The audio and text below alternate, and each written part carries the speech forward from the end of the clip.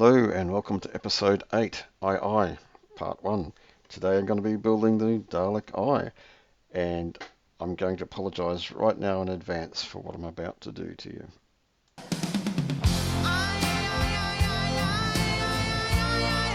Should have known better. Hi guys, this is the first video where I've actually set up a stage, I guess, to capture what it is I'm working on with the Dalek. It's not usually the way I like to work. I'm pretty much guerrilla style, get in and just do it. But anyway, so to continue on, I was online the other day going through Marketplace looking for stuff, and I came across someone selling a Dremel workstation, which is basically just a drill press for your Dremel. I already have a Dremel. I didn't win this, but then I went and researched online, and they're available for $65 Australian, which isn't very much really. I don't know how that transfers internationally, but I went out and bought one.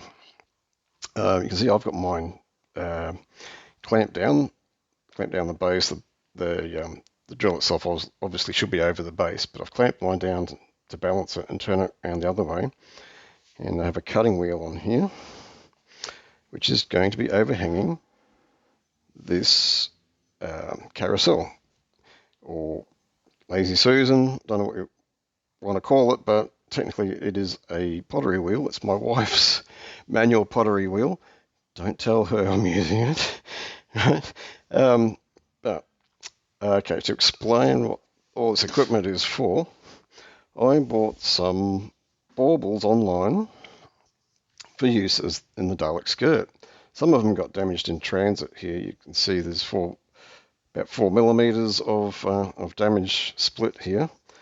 And looking at this and thinking, I can reuse this. So the Dalek eyes, to get the geometry right, you trim 4 millimeters off the inside diameter to get the geometry right, which just happens to be where this split is, about 4 millimeters in. And you can you see where I'm going with this Dremel? I hope so. Right, so what I've done,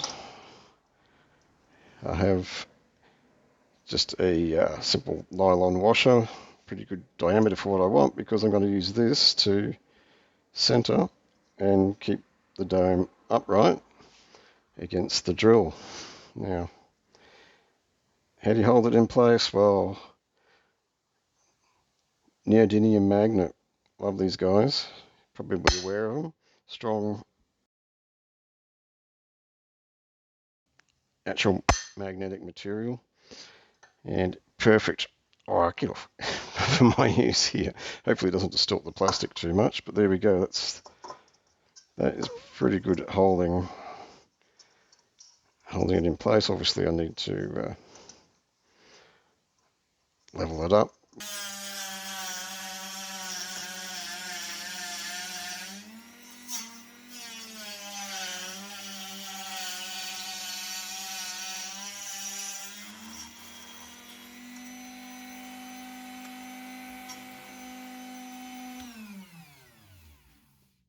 Well, I have to admit that didn't work quite as well as I wanted it to. The plastic melts as it cuts on like wood and metal, and it sticks. So it catches as you're trying to turn it, and I was just hoping to turn it nice and freely to get a nice clean cut. Didn't work that way, and I had to guide it round as you just saw. But it's still about a better finish than I would get freehand cutting this. Just take a little bit of filing and maybe flat surface sanding to get these to match up well. But you can see there, I've got the geometry right there for the eye, because it's not full semicircle, it's cut down. There you go, on our way. So I've just done a review of my materials. Now looking at the 25 millimeter tube here. This is used in the gun, the eye, and I'll be using some of it as bushing in the arm between the different stages of the extension. Can't think of the name of it. Anyway, so I want to work on the eye first, so we need to check my dimensions here. 380 is what I figure I need for the eye, because this is going to be the center of it. I guess I'll be doing looking at the design page so you can understand what I'm doing. This is going to be the center. There will be the eye piece on the end. This end will be the pivot inside the dome, and there will be some clear and some blue Perspex going in there here. And I think I'll chop this into pieces so there'll be spaces between the discs, and they will all basically slide on here. And there's also going to be a bit of other tube, maybe I think it's this one, 32mm tube, will also be going on here. Yeah, that's the one. Yep, will also be going on here. Again, I'll refer to the design drawings for how that's all going to work. But that's the plan. I'll get cutting on this stuff now. Okay, I am going to cut out some Perspex rings as per the plans. So I've got my vernier calipers marked at 17mm here. All right, so, and I use that to mark off. I'm going to mark off each one of these spacer rings. And this needs to be quite square when it's cut, otherwise it'll look a bit wonky. Well, I imagine it would be from similar experiences. So I'll go cut this one and probably mark and cut the rest of the 4 before I come back and join you.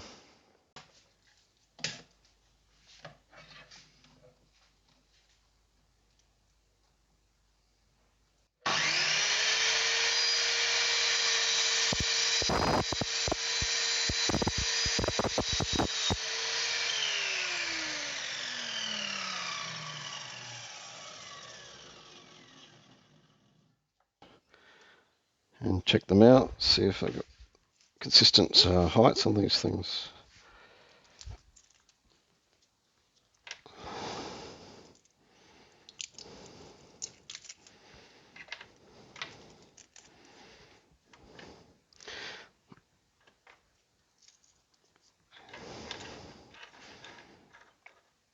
That's pretty good, mate. I'm pretty happy with that. For fairly rough by eye measurements, they are really close in height. All right, that's good. Happy. Right, so looking at the plans again, that leaves a remain. I don't know if you picked that up, but I dropped the tube and broke it. I was really worried that there might not be enough length left, but there is, thankfully. Damn it, kicking myself for that. But yeah, it's Perspex for you. It is a bit fragile to work with, and I haven't cracked anything by sawing it, and I really thought that could be an issue. All right, so I've got my 4 rings, and I've done the measurements of the thickness and spacing between the discs, and that leaves leaves 70 left, which I have to divide by 3 to center all of that. So that will be 35. So come in 35, do that cut, then the next cut, and that will be the end of the Perspex rings. Should be complete. I've given these a bit of a clean up, not final, but just to get the burrs and all that sort of stuff off. So there we go. That's pretty good. I'm happy with that. The cuts are fairly straight and square, and the discs will go between each of these. As you can see, as per the plans, I'll cut off next the piece of aluminium, which will come on this side, the 32 diameter. And yep, so this part here will be behind the pivot of the eye. I think I've allowed a bit of overhang out the back of it. There's not too much space for anything out there anyway, so it might even get trimmed off. I don't know yet.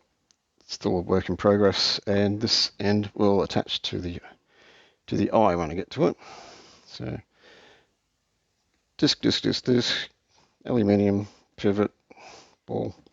Yeah, well, that's yeah, progress so far.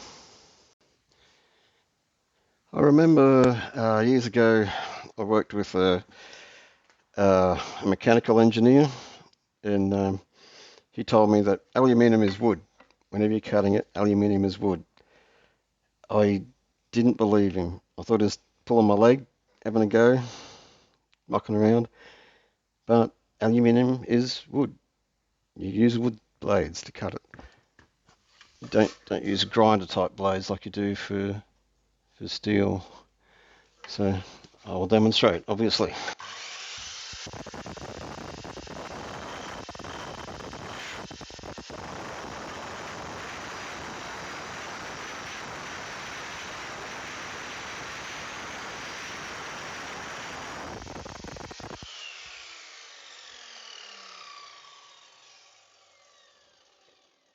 Aluminium is wood. And here's the eye build so far. I've deviated from the normal plans for the eye because I want to keep the center tube as open as possible because I'm not sure what I'm going to feed down it yet. It could be wiring for multiple cameras or eyes or LEDs or even a manual cable for an iris or something like that. I just haven't decided yet, so I'm keeping it flexible. This is my journey to live the dream. Come along with me on my build journey down the wormhole.